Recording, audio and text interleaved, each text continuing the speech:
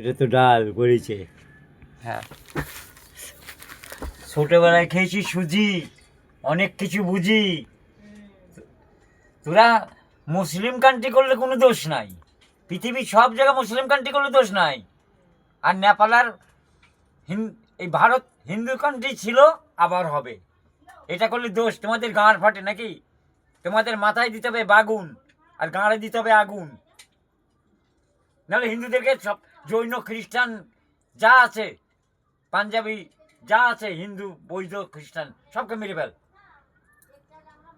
তোরা মুসলমান ধর্ম নিয়ে গাঁড়ে ভরে নিয়ে বসে থাক,